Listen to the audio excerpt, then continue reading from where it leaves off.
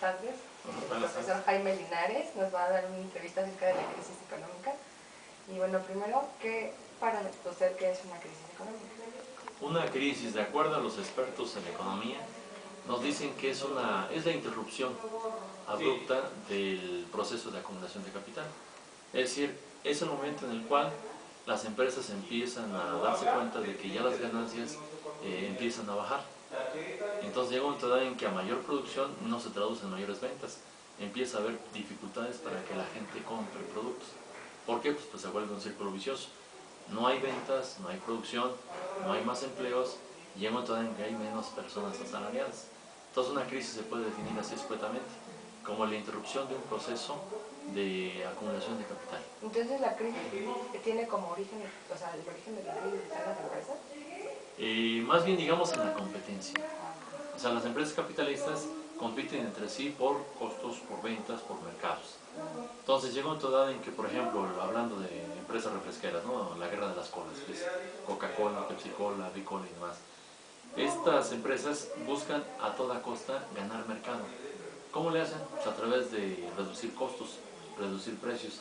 Pero si a pesar de eso no atraen clientes, de repente vemos que en ciertas épocas empiezan las empresas a hacer rifas, a llevar a cabo algunas promociones especiales.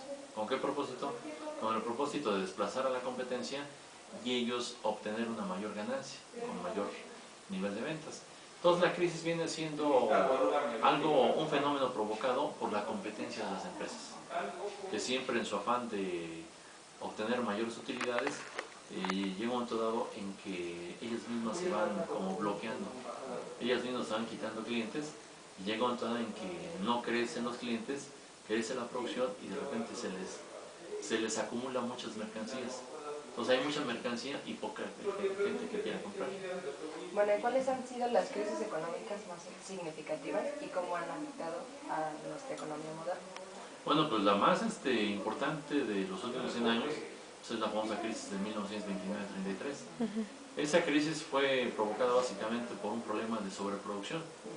O sea, Marx lo había vaticinado desde el siglo XIX, que el sistema capitalista no era un sistema que crecía, como dijera Toy Story, al infinito y más allá. Eso es lo que quisieran los empresarios, ¿no? Que siempre todos ganaran, todos felices y contentos y que no hubiera crisis. El problema es que cada día los mercados son más limitados y las empresas, en su afán de obtener más mercados, reducen costos, y esto provoca una guerra de precios entre ellos. Entonces, esa crisis del 29 justamente fue provocada por ello.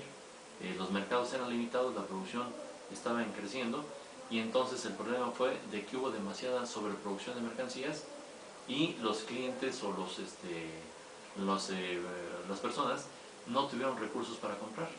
Las empresas, al no tener ventas, empezaron a correr gente. Las bolsas de valores empezaron a quebrar porque las acciones de las empresas empezaron a bajar, y esto provocó entonces que hubiera más despidos, y al haber más despidos entonces menos gente tenía recursos para comprar. Entonces llegó un momento dado en que sí había necesidades, pero no había poder de compra. Entonces eso retroalimentó la crisis económica. Es la más famosa, digamos, a reserva de las actuales. Por ejemplo, las actuales, pues la más impactante fue a principios del siglo XXI, la crisis del 2001, con el avionazo allá, los avionazos más bien allá a las Torres Gemelas de Nueva York. Aunque antes tuvimos la crisis energética de los años 70, cuando surge el OPEP, en 1970-73, surge el OPEP, y al elevarse el precio del petróleo, se encarecen los costos de producción de todas las empresas. Y recientemente pues tenemos esa crisis del 2001, que provocó pánico en todas las bolsas de valores, aunque la que ha persistido más es la crisis de 2008-2009, que se inicia en Estados Unidos, se extiende a Europa, y todavía en Europa no se sale de esa crisis, que afortunadamente nos hemos mantenido, digamos, nosotros aislados, pero pues tenemos relaciones comerciales con ellos. Entonces no cantemos victoria de que no nos va a alcanzar esa crisis.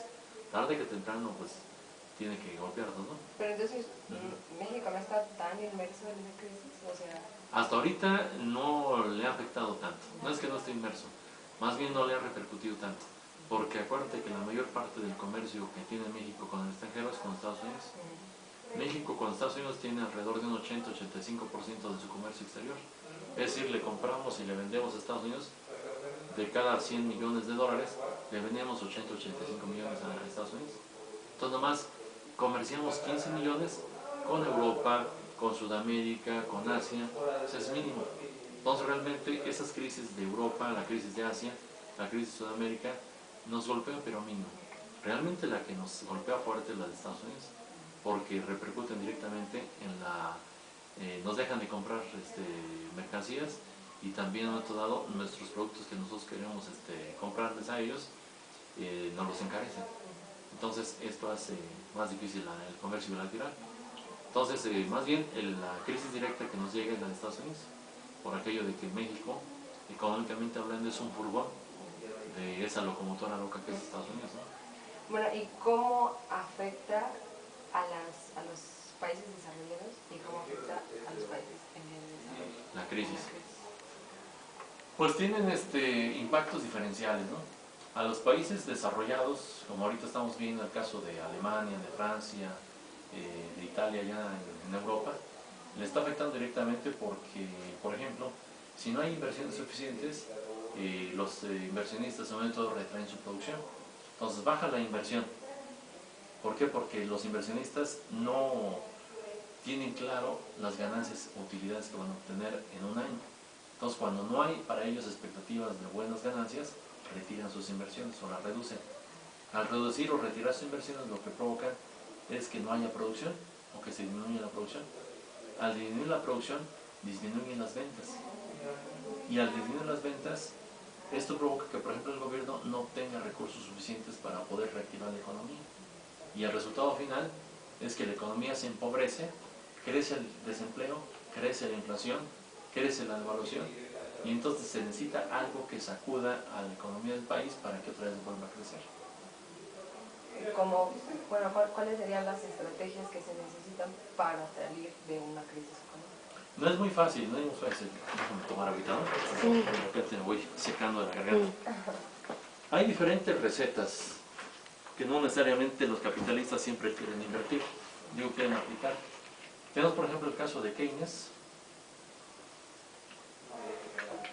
un economista famoso de principios del siglo XX. Él se hizo famoso, un economista inglés, porque decía que la única manera de sacar de la crisis económica a los países que estuvieran en la misma era a través de dejar que el Estado interviniera más en la economía. Pero esto sería... ¿Por qué es importante que el Estado intervenga en la economía? Porque si el Estado interviene, no les deja a los capitalistas, a la entidad privada, la voracidad de los mercados. Acuérdate que una empresa privada básicamente se guía por el afán de lucro. Es decir, una empresa produce más refrescos entre más se venda. O una empresa produce más pan, como Bimbo, por ejemplo, entre más gancitos y más pan de sándwich se venda, ¿no? O más medias noches. Pero si una empresa nota que no hay ventas, reduce su nivel de producción. Entonces ellos responden a las señales que el mercado les envía. Entonces se supone que llega un momento dado en que si las empresas son las únicas que dominan el mercado, ellas van a llegar a un momento dado en que van a producir, se van a volcar entre sí, y entonces nadie va a querer ceder. Necesitan a fuerzas un referee. Es como si fuera una pelea de box o un partido de fútbol. Imagínate que no hubiera referee, no hubiera árbitro. ¿Qué pasaría? Los jugadores andarían ahí golpeándose, la pelota saldría, nadie respetaría el saque de banda, o andarían fauleando si nadie marcaría penal y demás. Entonces sería un desbarajuste. Es lo mismo que sucede en la economía. Si tú dejas a los contendientes jugar entre sí, pero sin establecer reglas, ni que haya referee que observe las reglas, entonces lo que sucede es una anarquía. Entonces Keynes, justamente por eso sugería que el Estado interviniera más en la economía, pero no que interviniera nada más con leyes o reglamentos, sino más bien que invirtiera. Que el Estado invirtiera, por ejemplo, si las empresas privadas no quieren invertir, por ejemplo, aquí en México en agricultura, pues que el Estado entonces les dé apoyos a los campesinos, o que el mismo gobierno cree una empresa que les pague sus cosechas al precio justo, que les venda fertilizante barato, que les dé transporte también eficiente, que les dé financiamiento también a bajo costo, para que los campesinos vean rentable seguir produciendo granos básicos. Entonces, en ese sentido, decía Keynes, dice, si el Estado interviene en la agricultura y también interviene en la industria, hay algunos bienes que algunos empresarios no quieren producir, porque son muy económicos. Lo vemos, por ejemplo, en el caso de bienes muy económicos, como por ejemplo alimenticios del bolillo. De repente no es fácil que te encuentres en una panadería bolillo, hotelera. Tienes que andar caminando varias panaderías hasta que encuentres. Como que reducen los bolillos y eso sí te venden un gran surtido de bizcochos, ¿no? De pan de dulce. ¿Por qué crees que lo hagan?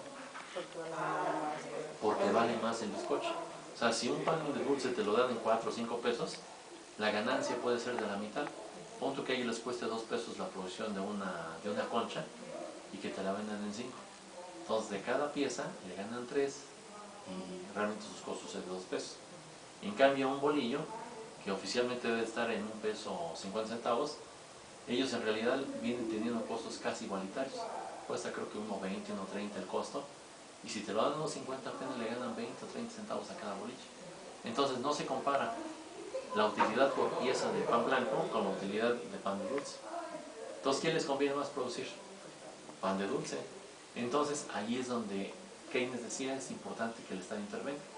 Porque si se les deja a los empresarios que produzcan lo que quieran, ellos van a producir lo que más les deje, pero no lo que la población necesita. Entonces, así de sencillo, así de claro está el asunto, ¿no? Entonces, esto lo puedes extender a los demás alimentos, ¿no? A los demás productos. Imagina que de repente la gente no tuviera, por ejemplo, para poder acudir a los... o sea, que nadie estuviera asegurado, que nadie tuviera ni ISSSTE, ni Seguro Social, ni Seguro Popular, sino que todos acudiéramos a nuestro particular y que el particular te dijera de 150 para arriba la consulta. Hay gente que no tiene esos recursos, gente que no tiene ni siquiera esos ingresos diarios, o que tendría que sacrificar varios ingresos, varios días para poder aspirar a llevar a su enfermito al médico. Entonces, obviamente, eso se produce cuando las empresas privadas se encargan de controlar todo. Por esa razón decía Keynes, no es conveniente que las empresas capitalistas se adueñen de todo. Es importante que haya un referee, un árbitro, en este caso el Estado, que establezca las reglas de juego y que esté sancionando a aquellas empresas que se excedan en sus acciones. Por esa razón, por ejemplo, aquí en nuestro país se supone que hay una ley antimonopolio que evita que las empresas monopolicen la producción de un bien o un servicio. Claro, como tú dices, no siempre funciona, pero vaya, se supone que está para eso. Hay una empresa también o una institución de gobierno que se encarga de atenderte a ti como consumidora. Si tú te quejas porque, no sé, el camión del gas, en vez de darte el tanque de gas de 20 litros a 220 pesos, te lo está dando a 240 pesos. Tú por más que le reclamas, y ya ves que son finas personas, te dicen, no, pues el precio no es si lo quiere bien y si no, también, nos llevamos el tanque. Entonces tú como necesitas, incluso porque tienes que venir a la Aragón, tienes que bañarte, pues tienes que poner el tanque de gas para poder prender tu boiler y bañarte, ¿no? De lo contrario no hay baño, ni hay comida, ni nada. Entonces tú te ves obligada a pagar lo que te piden ellos, porque arbitrariamente están poniendo un precio por encima de... ¿Qué es lo que haces? Pues a la primera de cambio a lo mejor te animas y le hablas a la profe. Oiga, fíjese que yo vivo en la colonia Impulsora y resulta que estos fulanos de la camioneta número tal de gas metropolitano me dieron el tanque de gas a 240. ¿Cuál es el precio oficial? No, pues hace mal, es en 220. No les pague usted más. Pues eso fue lo que hice, no los quise pagar más, pero no me lo querían dejar. A ver, dime usted el número de placas. ¿Tomó el número del camión? Sí. ¿Tomó la razón social? Sí, es gas metropolitano. Se supone que ellos están para atender demandas y quejas, para ellos a su vez castigar a las empresas que estén provocando eso. Y si es negocio nada más de los macheteros y de los choferes, ser sancionados ellos. Se supone que hay instituciones, el problema es que muchas veces, como decía por ahí otro economista, son instituciones sin dientes. Es decir, ellos nada más amonestan pero no pueden sancionar a las empresas. Todas las empresas si quieren escuchan, si quieren arreglan, si no, casi dicen las empresas, bueno, ya me dijiste que estoy violando reglamentos, pero ¿y qué? Me vale, como quien dice. Entonces el problema aquí en México es que no es tanto que no tengamos las instituciones, sino que más bien muchas veces hay tantas leyes y reglamentos laxos que permiten dejar hacer y dejar pasar. Entonces por eso hay mucha impunidad, ¿no? Bueno, en ya materia judicial y finalmente, económica. Ajá. ¿cómo se puede prevenir la crisis? Híjole, este sí está muy complicado. Está muy complicado porque hoy en día, en nuestro mundo cada vez más globalizado, los países somos más interdependientes. ¿Qué quiere decir con esto? Pues de que no dependemos de sí mismos. no somos autosuficientes. Por ejemplo, México es un país tortillero, ¿no? Dependemos mucho de tortilla. Para producir tortilla necesitamos maíz, y México no es autosuficiente desde hace varios años en producir maíz. Tengo entendido que por cada 100 toneladas que se requieren para producir maíz, 80 son mexicanos y 20 vienen del exterior. ¿Esto de qué te habla? Te habla justamente de que México no es autosuficiente en alimentos, menos en lo demás. Si no somos autosuficientes en alimentos, entonces tendremos que comprar. Y ahí es donde viene el problema de la crisis. Si Estados Unidos, que es nuestro principal comprador y vendedor de bienes, es el que nos vende el maíz, entonces el problema es, dice de repente, bueno, yo te voy a vender el maíz, pero te lo voy a dar más caro que el año pasado. Entonces a México le sale más caro de repente importar más que darle subsidios a los campesinos para que produzcan más. O sea, lo lógico sería apoyar más a los campesinos para que ellos produzcan más. El problema es que muchas veces no se les apoya como debe hacer. Ahí tienes el problema ahorita de los estados que están en sequía, en el norte del país, ¿no? Que han perdido muchas cosechas porque digamos, la lluvia no ha sido benigna con ellos. Entonces, el problema de cómo prevenir una crisis o cómo resolverla no es tan fácil, porque no depende de las decisiones de un gobierno, de un solo país. Hay veces que las crisis son importadas también. A México, por ejemplo, le pueden llegar crisis cuando el país quiera exportar mucho petróleo, quiere exportar, no sé, aguacate, quiere exportar plata, quiere exportar nequén, etcétera, o automóviles al extranjero, y de repente el extranjero le diga, ¿sabes qué? Están muy buenos tus productos, pero no tengo con qué pagarte. ¿Por qué? Porque estoy en crisis. Y eso fue lo que le hicieron a México, Brasil, que recientemente renegoció su programa de autos que México estaba vendiendo allá. Estaba vendiendo alrededor de $3,000 millones, y de repente Brasil les dijo, ¿saben qué? No tengo con qué pagarles. Nada más les voy a comprar el valor de $1,500 millones al año. Entonces todas las empresas que estaban participando en eso, la Volkswagen, la Chrysler, la Nissan, tuvieron que reducir sus cuotas de exportación de autos a Brasil, porque Brasil simplemente dijo, no quiero importar más porque me están afectando mi industria automotriz. Argentina, por lo mismo, también está negociando con México que México reduzca sus exportaciones, porque también Argentina no tiene recursos para pagar. Ya ves lo que acaba de hacer recientemente con la empresa Repsol, ¿no? Española, que le expropió su empresa. Ya están de chillón a los españoles de que les quiere pagar además muy poco de lo que realmente vale la empresa. Entonces lo que está haciendo Argentina es dictar medidas proteccionistas al interior, al igual que Brasil, porque la crisis económica está muy fuerte, que está llegando del exterior, sobre todo de Europa. Entonces, volviendo a tu pregunta, ¿cómo se puede prevenir una crisis? No es fácil.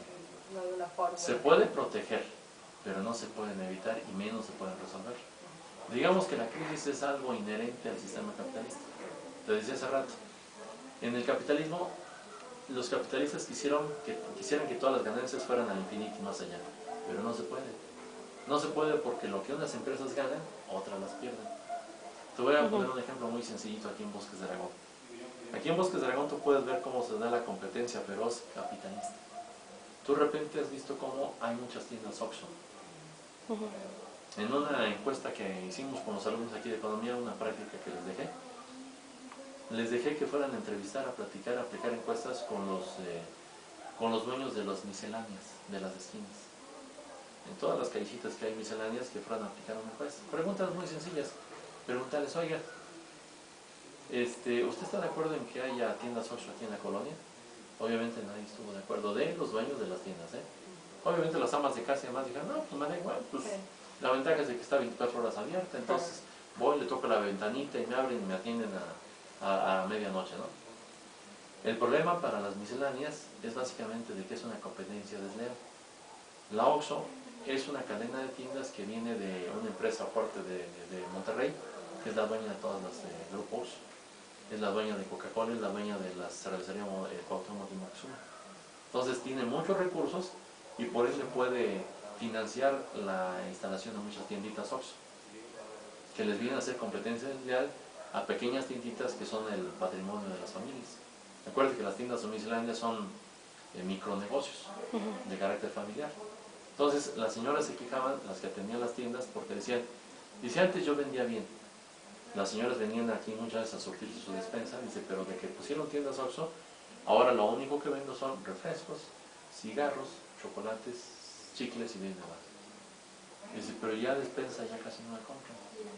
Entonces, quienes están siendo perjudicadas por esa competencia feroz del monopolio que es el Grupo FEMSA, que es la dueña de Oxxo, son los pequeños y micronegocios.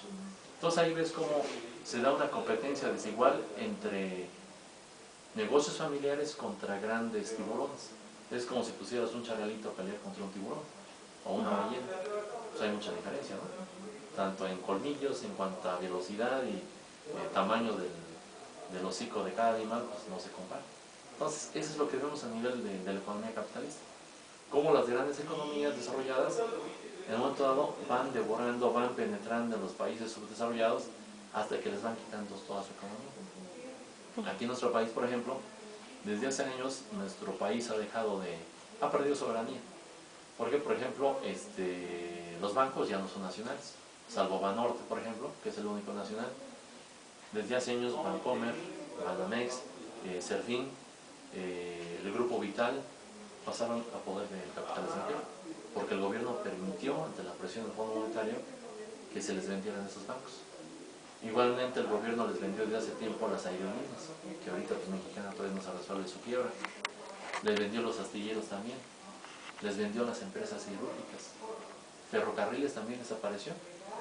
Antes de que ustedes vinieran aquí a la escuela, existía una empresa estatal que se llamaba Ferrocarriles Nacionales de México, que tenía rutas comerciales de pasajeros y de carga a todas partes de la República. Llega Cedillo en el año 97 y vende esta empresa a los gabachos. ¿Cuál ha sido el resultado? Que los empresarios gabachos, listos para hacer negocios, cerraron muchas líneas que no eran rentables. Aunque mucha gente quedó a expensas de esas líneas, ya no pueden salir de sus pueblos, porque ahí no pasan carreteras, sobre todo estoy hablando de la montaña de Tarahumara de Chihuahua, porque no lo único que pasaba por ahí era el ferrocarril. Pero como ya no fue rentable para los nuevos baños, dejó de producirse o dejó de pasar por ahí el tren. Entonces el resultado final es que cuando las empresas privadas intervienen más en la economía, no es para beneficio social, sino es bien para beneficio de unos cuantos empresarios, en perjuicio de la mayor parte de la población. Por esa razón, en el capitalismo, volviendo a tu pregunta original de la crisis, no se puede definitivamente resolver la crisis ni tampoco evitarla, porque es algo inherente al capitalismo. Es algo que constantemente se está presentando, a veces dura 5 años, a veces dura 10 años en regresar, pero siempre regresa. ¿Por qué? Porque las empresas siempre están en constante crecimiento y siempre buscan ganarle a la competencia el mercado. Eso es como una consecuencia natural. Es una consecuencia, como lo que vimos de Darwin. ¿Te acuerdas que Darwin desarrolló la evolución de las especies, ¿no? La ley de la vida, la evolución de las especies? Decía entonces que solamente el más apto, el más fuerte, el más capaz podría sobrevivir. Bueno, él lo aplicó para la biología, para las ciencias naturales. Esto mismo, si lo trasladas a la economía, a las ciencias sociales, es darwinismo social también. Solamente la empresa más apta, la más capaz, es la que se queda, se convierte en monopolio a expensas de destrozar a las pequeñas empresas. El resultado final de estas tienditas Oxxo aquí en la Impulsora y aquí en Bosques va a ser que termine tronando a las pequeñas misceláneas, a los mercados públicos, y se queden tiendas Oxxo, y que al ratito también el grupo Walmart llegue celosa a quererle ganar el mercado a Oxxo y ponga también Aurrera Express, que ya empiezan a ver también muchas, ¿no? Las famosas mini bodegas Aurrera Express. O sea, porque también pite muy fuerte ahorita el grupo Oxxo contra la Aurrera. Están compitiendo por las colonias, ya no son grandes almacenes, sino están compitiendo por cada esquina. Y eso lo estamos viendo como se están aquí en esa, ¿no? Y en varios municipios y delegaciones del DF. Entonces ahí puedes ver cómo se da una competencia feroz por los mercados entre las grandes capitales. Ahora sí que a expensas de qué?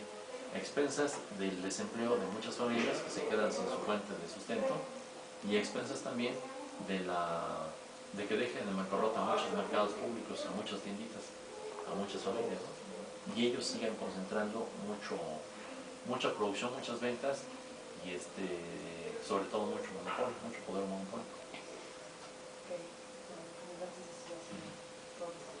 Es lo básico. Bueno, pues esperemos que saquen 10 ahí en su Ojalá. tarea, ¿no? Lo dejamos.